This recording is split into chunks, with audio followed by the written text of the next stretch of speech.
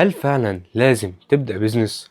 الفترة دي بقى فيها إحساس إن لو معندكش بيزنس أو مشروع خاص يبقى أنت متأخر، وده بصراحة ضغط كبير جدا على ناس كتير.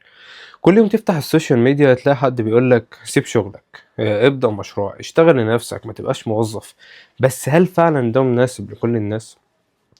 أنا شايف إن المشكلة مش في البيزنس، المشكلة إن الناس بقت شايفة إن الطريق الوحيد للنجاح هو البيزنس.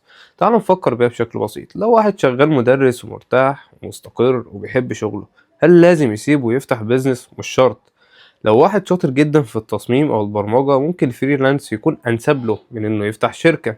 ولو واحد أصلا مش بيحب البيع والتعامل مع العملاء، ليه يدخل نفسه في بيزنس؟ البيزنس مش فكرة حلوة على الورق وخلاص، البيزنس يعني مسؤولية. يعني تصحى الصبح ومفيش مرتب ثابت، يعني ممكن شهر يطلع ممتاز وشهر تاني أهدى. يعني قرارات وغلطات. طبعا طول الفترة دي هتفضل تتعلم، وده مش وحش، بس لازم تبقى داخل وانت فاهم.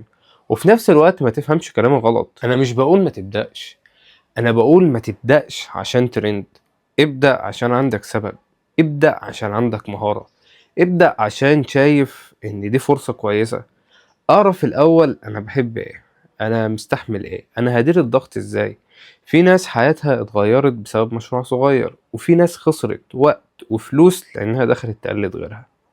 في الاخر النجاح ملهوش شكل واحد، فمش لازم يبقى عندك شركة، مش لازم يبقى عندك موظفين. المهم تبني حياة تناسبك انت، مش تناسب الترند.